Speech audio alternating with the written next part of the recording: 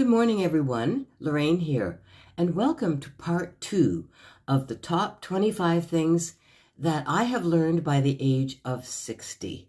Now, I'm 75, so there's a good 15 years since I was 60. So we'll talk a bit more about that. But first of all, I want to welcome you and I want to share with you my scent of the day, which is Prada Infusion Diaris. This is a gorgeous amber floral fragrance released in 2012 by Prada. It has notes of African orange flower, neroli, iris, benzoin, vanilla, musk, tonka bean, and a touch of violet. This perfume smells like luxury. It smells like a smooth, expensive soap, and it has a beautiful powdery quality to it. This is a perfect fragrance for spring, and it's my SOTD.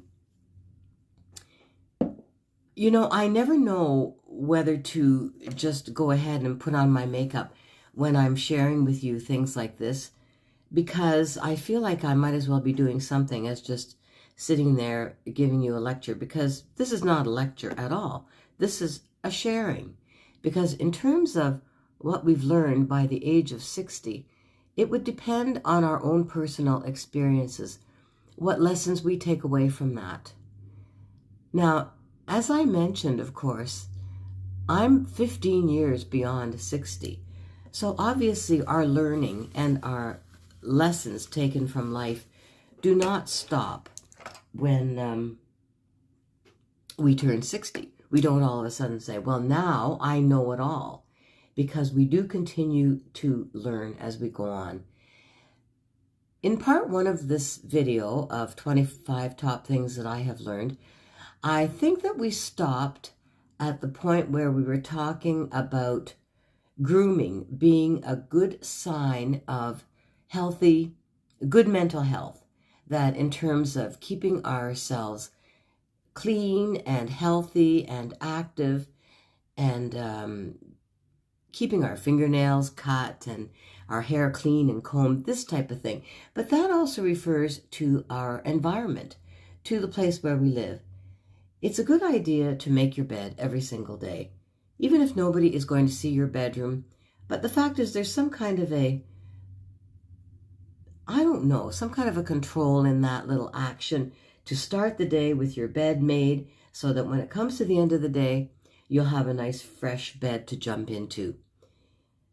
And of course, you know, keep your dishes done, keep your kitchen and your bathroom clean, and just do your best to keep your environment organized and orderly, because that helps your mind keep organized and orderly. That's what I found anyway.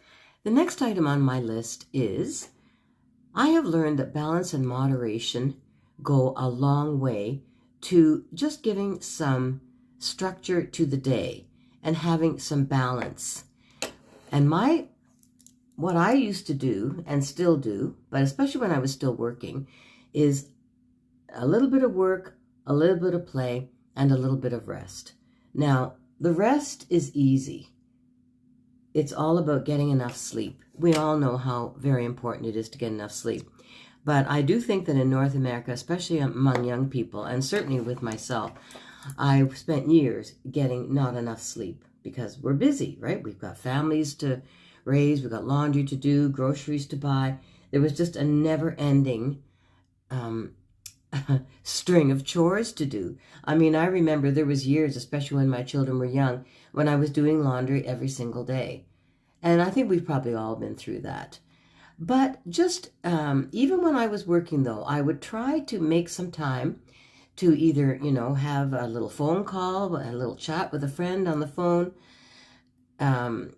watch a few sitcoms just to sit down and relax and have a little laugh, or just to read a book, do some reading at night before I went to sleep. So just to have that kind of moderation, work, rest, and play. I think that gives some balance to our lives. Another thing that I'm still learning, of course, I'm still learning all of these things, right? And is to be a better listener. I think that is a real problem for so many of us. We just can't wait to say our wise words and to give our opinion on things. And I know for myself, being a good listener, I appreciate it so much when somebody is listening to me. So that's an area that I'm always trying to grow, is to be a better listener. I often think of that expression that God gave us one mouth and two ears. So there might be a bit of a lesson in that. The next one is that all decisions have consequences. Our entire lives are a series of decisions and choices, big and small, the whole range of importance in our lives. And every one of those choices has a consequence. Some of those consequences turn out to be favorable in our lives. They turn out to be good things. And sometimes we're not even aware of the consequences until a long time later, sometimes years later. But one thing that I do realize, though, is that in the long run, even our not so good choices and decisions, it's all rather funny. I look back at some of the choices I've made, some of the red flags that were just waving in my face that I chose to ignore, and it's just amazing to me, and it can make me laugh now. Of course, these things were not funny at the time, for sure. But I think that's part of getting older, is that we tend to take ourselves a little less seriously. And we can look back and have a little laugh at some of the foolish things that we did, and relationships maybe that weren't the best for us. But we do know that every single decision, every single choice we make has a consequence, whether it be good or bad, big or small. And it's all kind of a comedy in the end, isn't it? I've learned to listen to my intuition. You know, that little voice?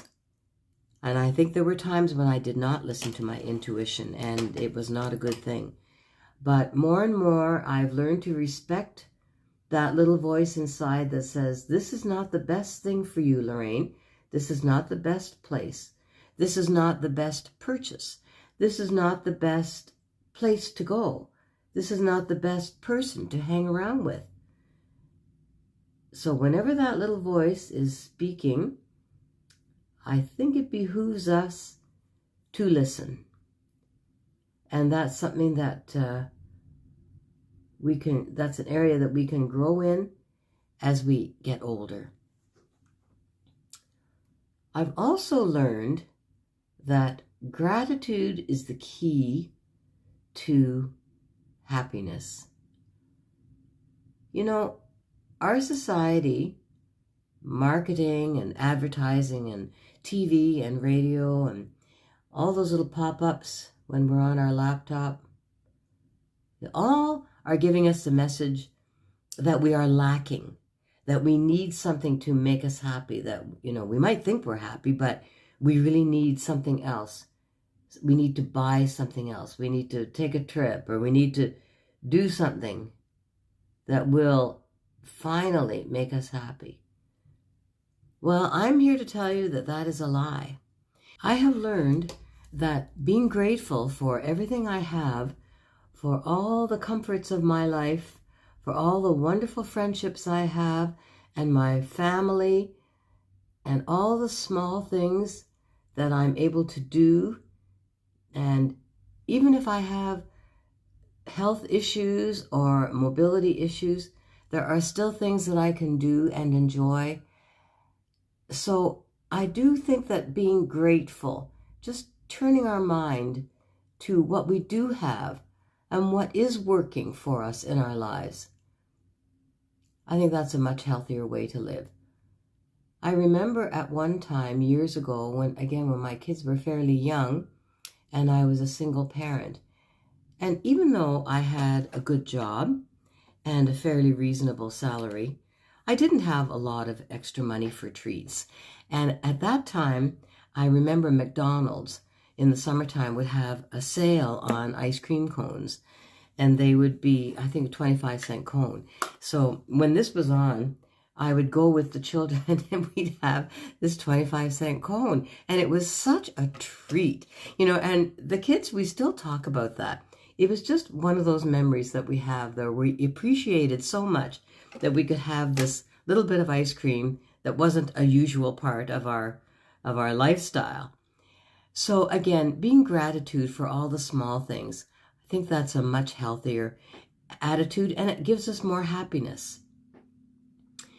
I've learned that time really does heal most wounds. And I say most wounds because we don't know what things people have gone through. Some people have gone through terrible, terrible suffering and terrible abuse that we just don't even have a clue about.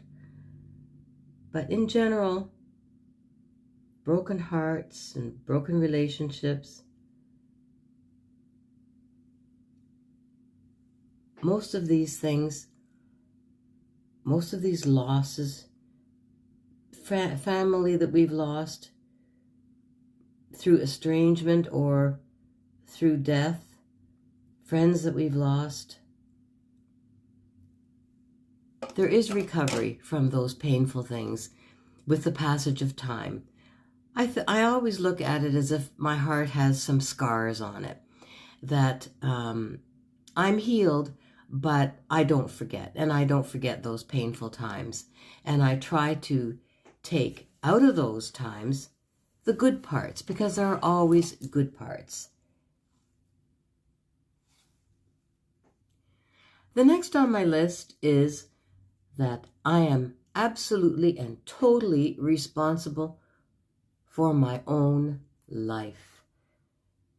Absolutely no one is to blame for my decisions and choices. To say that I didn't have a choice is absolutely not true, because I always had a choice, and it was my choice alone. Nobody makes us do things or think things. If we change our opinion about something, that's certainly our prerogative to do that. But that is something that we do freely. We have a free will, each one of us. And that means that I get the credit and I get the blame for anything that goes wrong in my life. So that is a very valuable lesson to learn. And the sooner we learn it, the better, for sure. The next one, I thought about quite a bit. I am special. And indeed, as individuals, we are all special. We all have unique DNA. We all have unique fingerprints. And we all have our unique personalities. We've been brought up in a certain way. We had certain socio-economic situations around us. In that way, we are all unique and special. But in another way, we are not special. We're so much like each other. We all want to be loved. We all want to be accepted. And one thing that I heard years ago was that we are all 3 years old in our heart. And I think if we remember that, it helps us be a little more sensitive about the way we treat people, about the way we treat each other, about the things that we say. For example, we are all just little children in our heart. And in that way, I think that we are all the same. And at the same time, we're all unique. So that's kind of an interesting thing to ponder. The next one is that my thoughts, opinions, and words are just as valuable as anybody else's. And I have to remember that. Sometimes when I'm feeling not that confident, or I'm feeling a bit awkward in a group of people, and I don't know if I have anything valuable to contribute or anything meaningful to say, I think about that. I think, my words and my thoughts, they're just as valuable as anybody else's. on this earth. And so that helps me have the courage to speak up and to know that nobody else is inherently smarter than I am or wiser, or yes, people may be educated in certain ways, but everything I have to say and all my thoughts are just as valuable as anybody else's. And another one that I think I learned quite a while ago, actually, and again, all of these things I'm still learning. When in doubt, don't do it and don't say it. And in fact, don't write it. Don't write it in an email. Don't write it in a message. Don't press that send button. When in doubt, just don't do it. Or delay. Delay doing it. Delay what you want to say or what you want to do. And I find that that is the safer way to do things. The next one on my list is you always have a choice. Don't let people say, well, I didn't have a choice, because the fact of the matter is we always do. Nobody has the power to talk us into something. Now, people might try to manipulate us, and if we allow ourselves to be manipulated, again, that is a choice. And we have that right if we want to do that. But in the long run, we always, always, always have a choice. And the consequences of that choice are ours alone. And that is a valuable, valuable life lesson, in my opinion. Nobody has the power to make you do things. You have the power over yourself.